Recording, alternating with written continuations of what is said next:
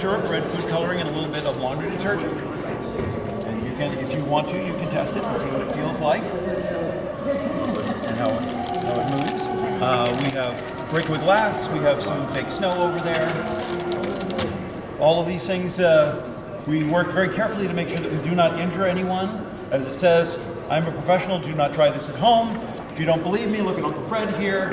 He did not pay attention, like Mythbusters. He tried it at home, which is a bad idea. So this is very hands-on. Feel free to come up and touch anything that you like. If you have any questions, I would be glad to answer. Снег, смотри. Да. Это вот такой снег все выглядит.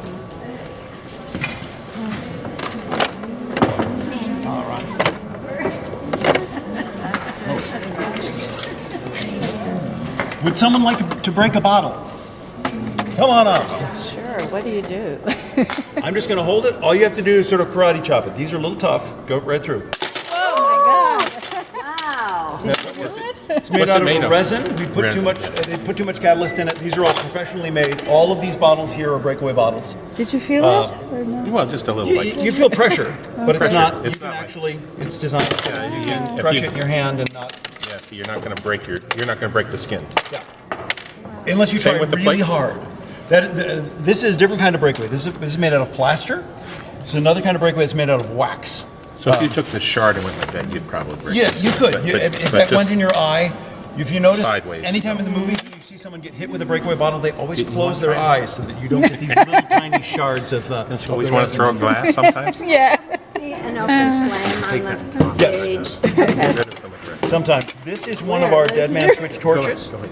Has solid fuel cubes in here, and then they can carry them around. For some reason, if they should drop it, it will extinguish itself. Okay. And these were designed by the technical director of the opera, and he has them patented, and they're sold around the world now. Wow. From our opera. From our opera here. Yes, Jeff Kleeman, when he was 19, designed those. And then we used them. The fire marshal liked them so much, whenever anyone else came into town and wanted to use a live flame torch, he said, go get the ones from the opera. And then he went, processed, got the patent, and worked with a stage lighting company called Great American Market, and they manufacture them and sell them all over the world. Fantastic. How about the rain? The raindrop. The raindrops? Yeah.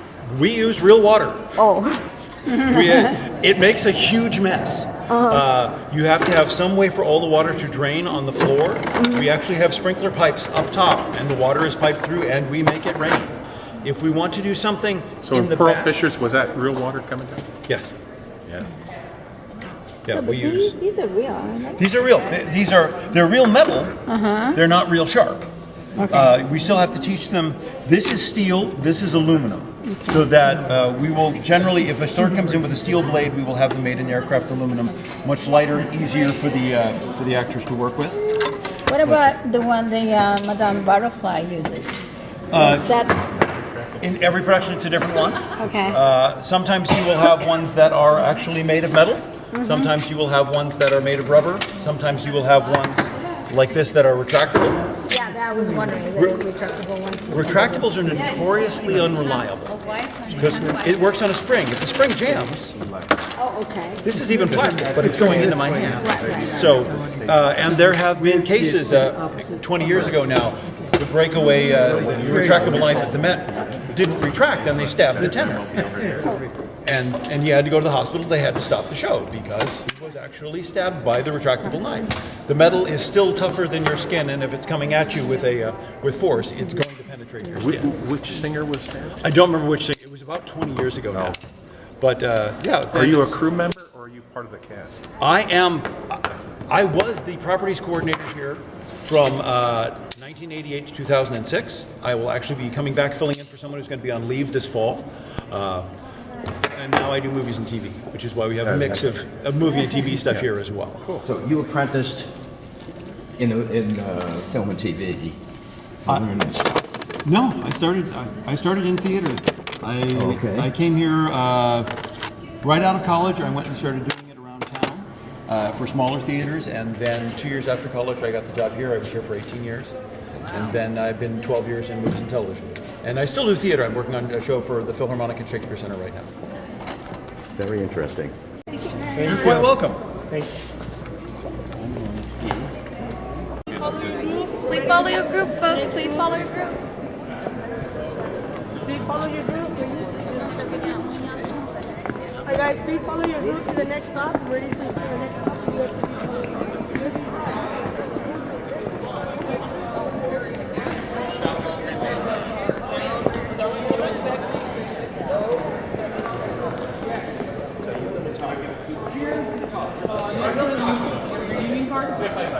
Is this it? Is there downstairs? Here's, I mean, Down below. for the tour, I don't know if there's. No, I mean, but, I don't yeah, mean for us. But yeah, for when the orchestra's here, basically out there where the photo booth was, that's usually down. Okay. And that's where the orchestra pit is. No, my interest is down under here. Yeah. Is there another storage area Yeah, with an elevator? There's a shop to down there, bring... but there is also a big hole in the floor. So when somebody's going to be, coming up from the underworld, there is stairs and elevators underneath there. That's not what I mean. Well, yeah, Welcome, everybody. This is a little station on Backstage Music. My name is Jeremy Frank. I'm the Associate Chorus Master for the house.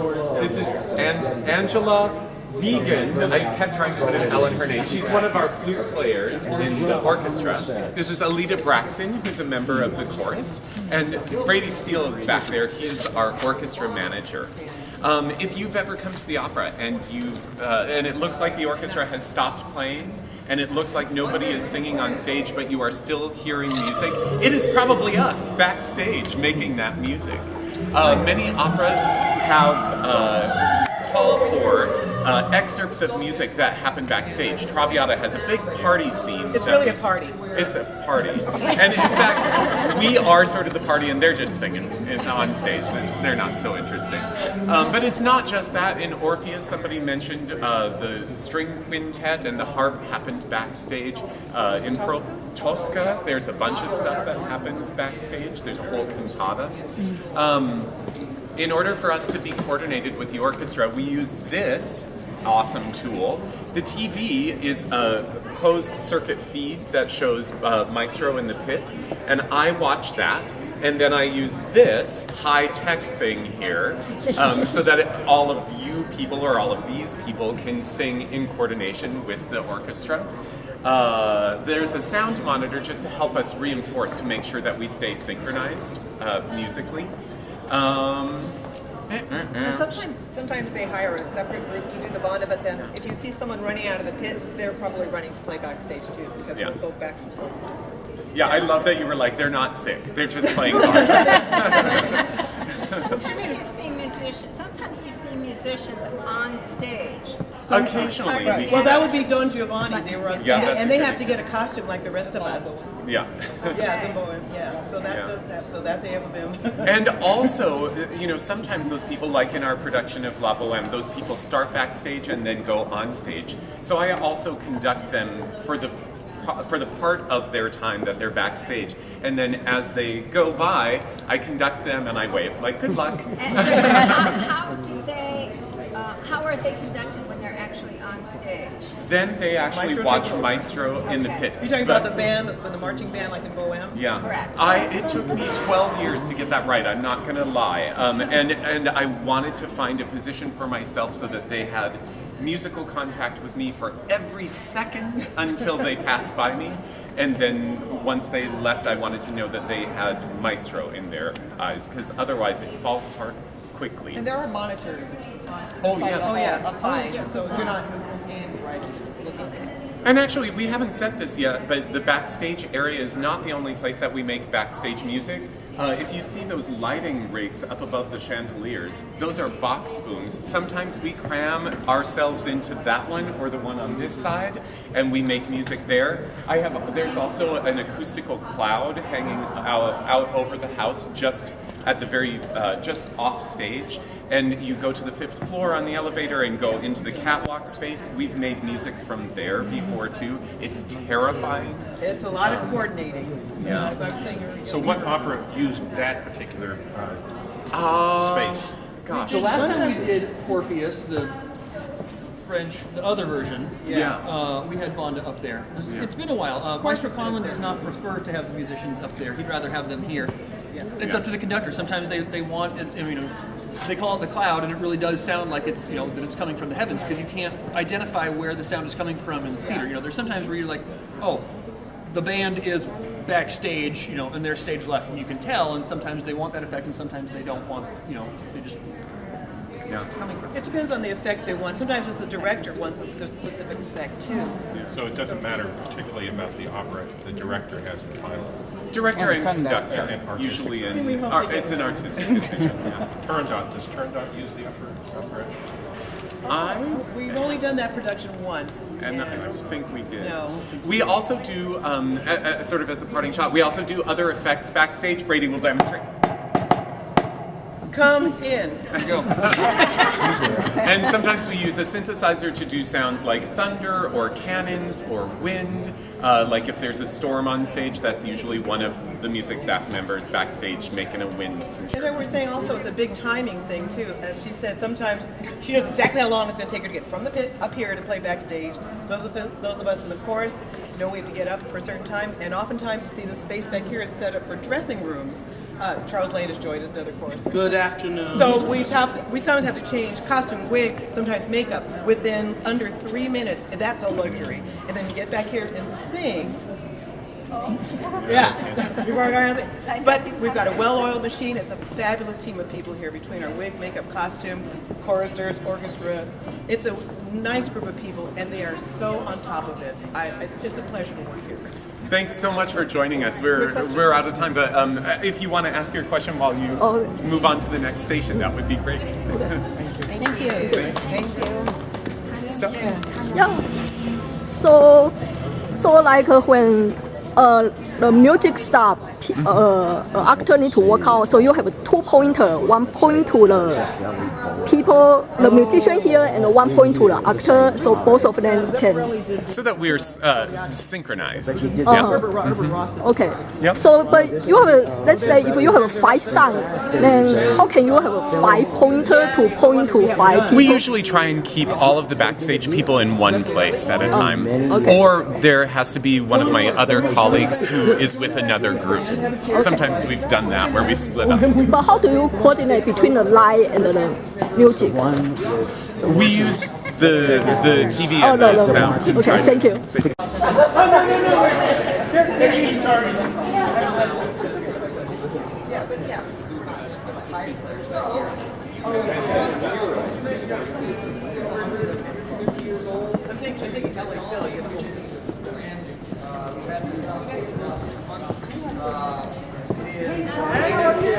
Latest taking huge analog consoles from 15 years ago and squishing them down and putting everything into a very small package like you see here. And the intent for this is support. We support the artists on stage. We don't amplify opera singers for the patrons out in the house. So what you get is when the opera singers out there, they are natural. Everything is natural. The part that's not natural is if you took from your seat, you come and stood on stage, you would need earplugs by the sheer amount of volume that we're pumping onto stage for them to be able to hear. Because once they let fly, the resonance in their head blocks everything out. They are so loud that we have to take audio from the orchestra, which is fully mic'd. We'll have speakers all over the stage, somewhat like that, on little carts or hanging in the air. And we just give them as much volume as they need to. They can continue to hear, stay on pitch, stay on time. It's basically for this, for opera, it's a support role. In ballet, it's completely different because we will amplify ballet, put it to the front of house, so the entire orchestra is getting mic'd and put to the audience. Opera is completely different. The orchestra is entirely mic'd, but it's not put to the audience, it's put to the artist on stage. Also the lobby, televisions, Chelsea stage manager's console in the headsets, so all the assistant stage managers and stage managers can hear what's going on no matter where they go in the building. And it's as simple as 2 inputs from my little iPod. They show up on these things. It's basically signal comes in, and then you can make it go wherever you like to make it go by all these lovely buttons. And then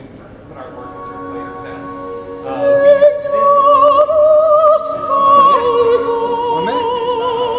2 minutes. Oh. All right, well, since we have 2 minutes, any questions? Here's a question.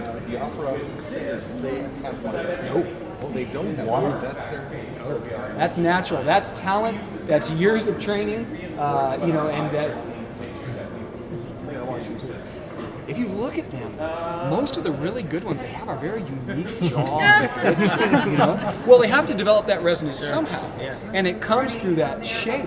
So when they're out there, there was this one guy, he's about this tall, so much bigger than me, and he opened his mouth and said, oh, I'm like, oh my God, his head was huge. You know? So that ability to create resonance, and that's all it is, yes. Candide's kind of different, but yes, they were mic'd for Candide. It's more falls in the hybrid, you know, it's not a true opera, more probably opera style. You know, so yeah, that was fully mic'd and through all the speakers and stuff that are hanging around there. Done? Okay, sorry folks. Someone else have a question? That was great. He had some. So like when they are singing, right, then you have to change this equalizer. Oh, we really totally quickly. can. You Oh can. yeah, we could change the whole thing right here. It's kind of this, you know, to where I can take and change just by. So I could cut all the low end out, so we wouldn't hear any of the sub, or I like could the boost low it. sound. Yeah, yeah. And I have the ability to do it on multiple stages. I can do it here. I can do it at another stage within the console, and then another stage within the console. How about the high pitch sound? Do you cut it out too high, like really squeeze? Well, yes, I could. We can take care of all that, but because the opera singers are acoustic, sometimes those sopranos they hit that note, and you're in and.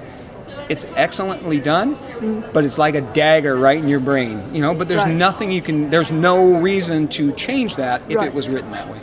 Right, but I mean there is so many buttons here, right? Yes. And then look at this screen, you know. So how can you like change it like immediately and know where to change it like After so a while, quickly? it's like driving a car or using your computer. You just know what each thing does. Right. You know, it's just years of doing it to where you know what every button does. So it's the job. You know what I mean? To where we just move through and we know this as well as you might know your home kitchen. You know, it's just because we do this. So everything that's on there, we know. If something happens, oh yeah, we'll do this. Or if something else happens, oh, we do this. You know, it's like knowing which drawer to go to pull out the right tool. That's How all it long is. have you been with the opera house? I've been with the opera since 2000. 2000. Yeah. Wow, that's a long time. Yeah. Thank you. Fun. I enjoy it. September time frame.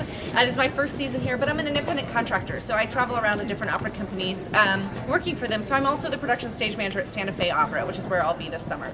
So I'm going to tell you a little bit about what a stage manager does during a production. Standing here at the console, you have your calling stage manager, and then you have at least 2 other assistant stage managers who run the deck. Somebody here stage right and somebody over stage left. If we have entrances in the trap or upstage or something, we might add from there. So standing here, we would have a score with cues in it, and we start with a light board. This is our light cue list. So when we call a light cue over headset, the light board operator pushes the button, and we can see that the cue's been executed. We have different camera angles here. We can pick any one of them or look at all 4. There's a low light camera so that in the dark we can see if a shift is complete before we continue on with the piece or whatever we need to see in the dark. Regular camera to see what's happening on stage during the piece. We'll have an aerial view camera so that if a trap is open or something like that, we can make sure it's closed before we continue on for safety purposes. Also, we would have a maestro camera here so we could see his downbeat. As Jeremy or Todd might have mentioned, everybody's going off of that downbeat in order to stay on the same page. And then I can also have a low light or regular light camera here, depending on what's needed for the production. Over here I have cue lights. You can see them on the rail right here. So when the cue light goes on, that's a standby for the rail, and when it goes off, that's their cue to go ahead and start pulling those ropes over there. And then that would make it so that any scenery flying in or out would begin. And we would let them know what speed and at what point they need to do that. We also have cue lights. This one tells the concert master when to tune the orchestra when we're all ready to start the show or start the act. And these are to cue maestro. So if maybe we have to pause for a moment for a quick change or a scenic change, once we're set back here, I let maestro know by turning off that light, and he can go ahead and continue the opera. We're at 4 minutes? Great, thank you. So that kind of gives you an idea of what's happening there. Also with my headset, I can page through a PA system to the dressing rooms. So I page artists to the stage 5 minutes before their entrance, and then they report to the assistant stage managers who go ahead and cue them on stage. So if they enter at the wrong time with the wrong prop and the wrong costume, it's our fault, it's not theirs. The idea is we're fully supporting them because they have a lot to memorize in terms of music and foreign language often, and we're just giving them as much support as possible. And making sure all those details are checked, you know, that they have the handkerchief that they have to drop on stage, do they have the hat or the letter, you know, those important elements that are helping tell the story. So the assistant stage managers will also be the ones that give the crew a 5-minute warning before a shift or let them know when to start the shift or something like that. So they're helping run the deck in every capacity. So yeah, that's kind of what we do, yeah. So like the technician, when they need to change the direction of the light or turn on and off the light, the spotlight, you give them a cue like a shining light like over here and then they change it. So there are different ways in terms of lighting. So for lighting, a lot of times it's all pre-programmed into a cue on a board, and so I just call the light cue and somebody pushes a button when we're running the show. We also have spotlights in the front of the house, and they actually learn the show on their own, and they learn who to pick up when, and I actually don't call those cues. They're really wonderful, and they just kind of learn that themselves. At another opera house, I might be the one to tell them, stand by to pick up Violetta, she's about to enter stage right in the blue dress, here she comes, and then they know to pick her up as soon, and they'll turn on the light themselves and pick her up when she enters. With larger groups of people like the chorus and the supers, where do they wait for their time to go in? We will page them to the stage, and they would wait right here, and then they would get a cue from assistant stage manager Before to that, enter. they're off somewhere else in dressing rooms? Oh yes, they have dressing rooms downstairs that's their kind of a holding area, and then I would also page them 5 minutes before their entrance as well. Yeah. So an opera is usually like 3 hours, and then how can the actor know exactly the exact spot to stand and facing, you know, at the right moment? We go through many weeks of rehearsals in order to learn all of those things. So we rehearse up in a rehearsal room up on the 4th floor, and we tape out the set so that they have a reference point of where they're standing, and so they kind of learn the show, and then we move on stage and we rehearse on stage so that they learn the show by the time they're performing. Are we at time? Thank you so much, everybody. Have a great day. Thank you. Where do we go to take a picture? Do we go over there? Yeah.